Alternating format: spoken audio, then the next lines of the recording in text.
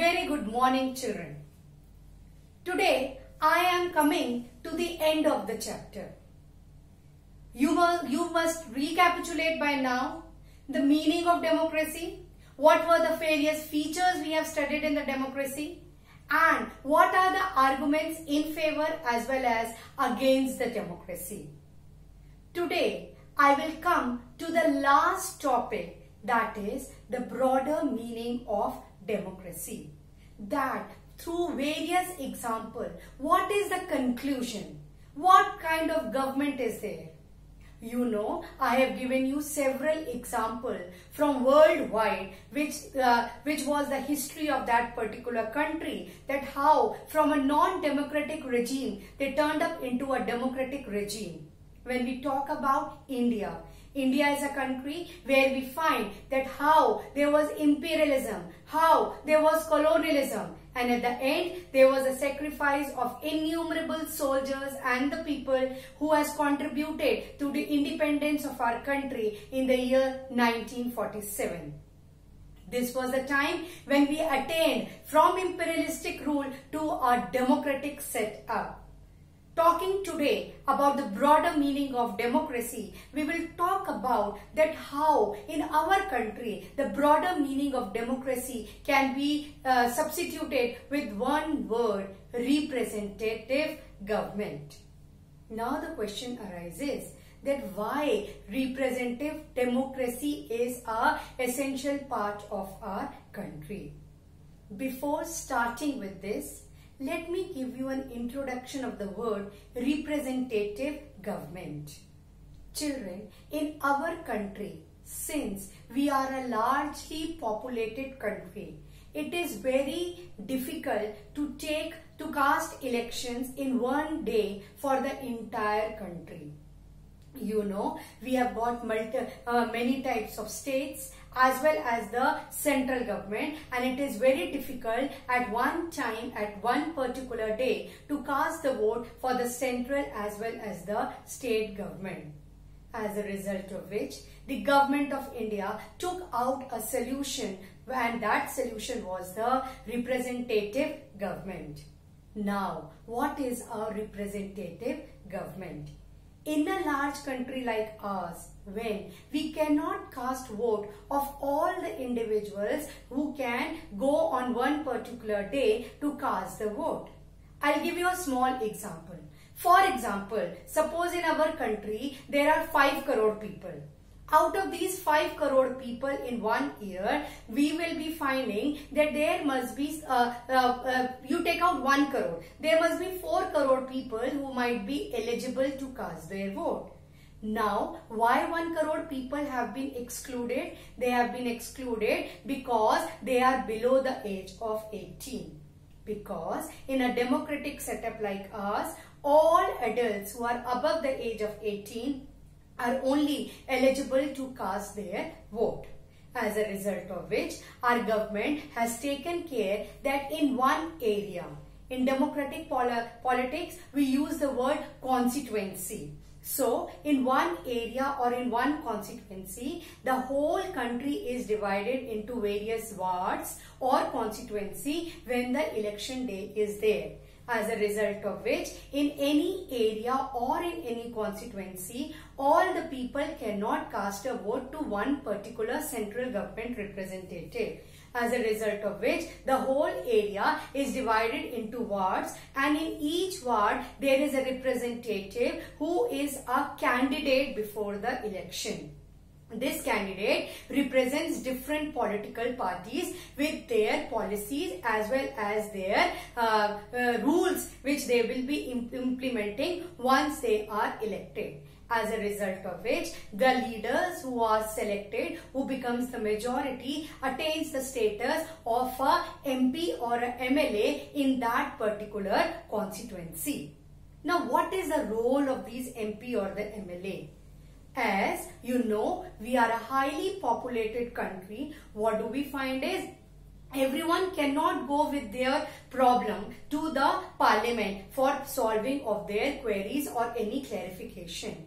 as a result of which these representatives who are elected in a ward or a constituency, who attain the status of a MP or a MLA in that constituency or a ward, goes in the parliament and take our problem and find out the solution along with other representatives of various wards, so that they can come to a consensus of how to solve a particular problem if they are facing.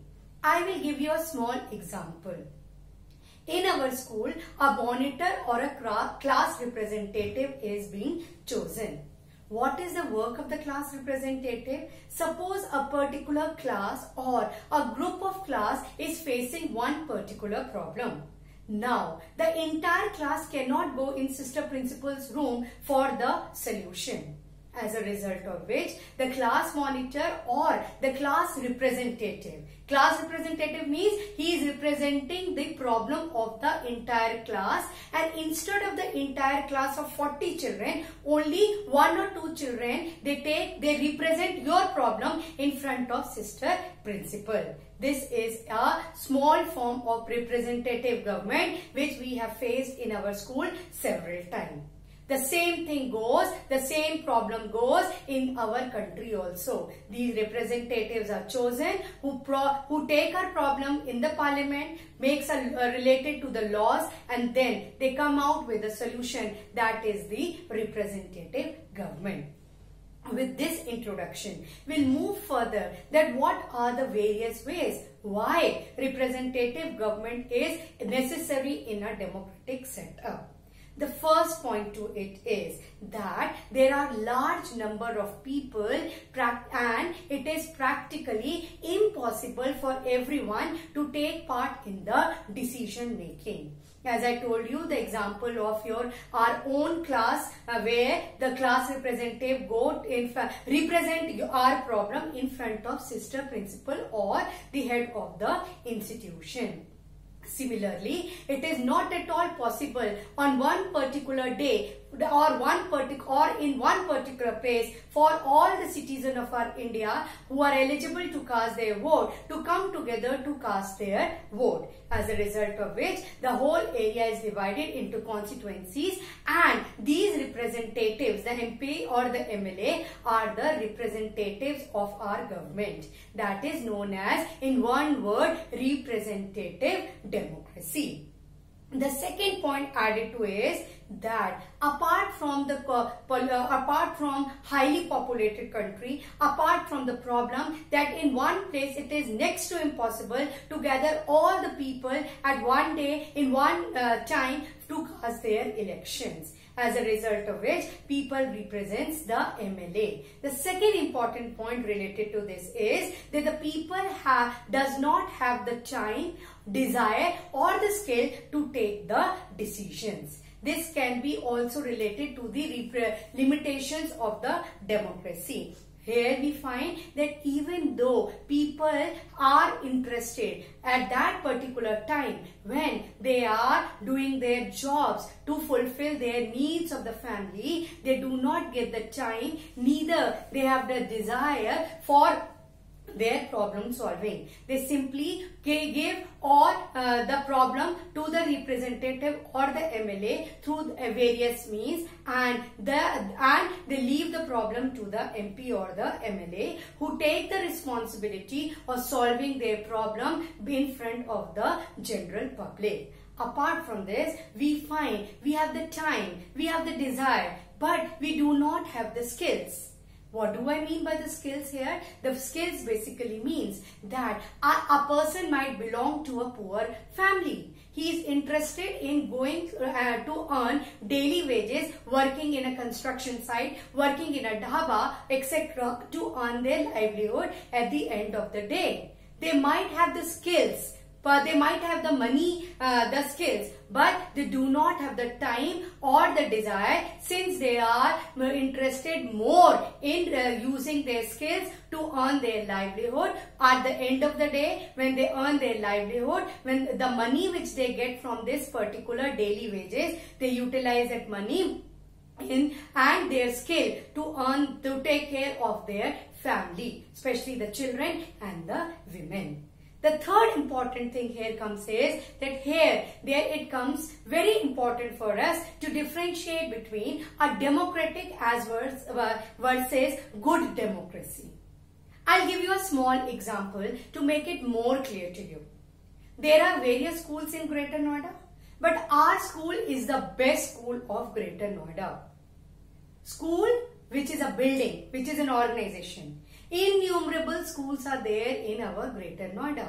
But we say that our school is the best school in Greater Noida.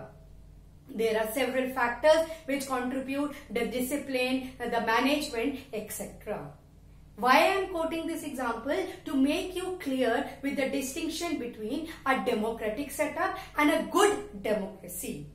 India is cited as an example of a good democratic setup because the leaders who are chosen by the people are those people who are chosen at one particular time.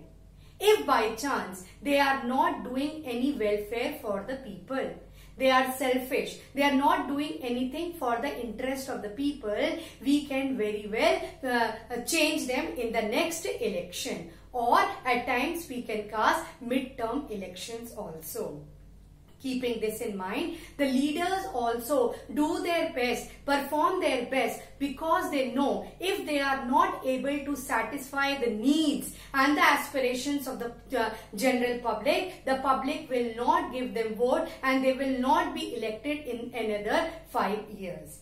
Here lies the difference between a democratic setup and a good democracy. And India is said to be the good form of democracy because all the leaders who are work together for the welfare of our country. The next point related to the representative government is that all the consultation and consent of all the people are taken who are affected by that particular decision.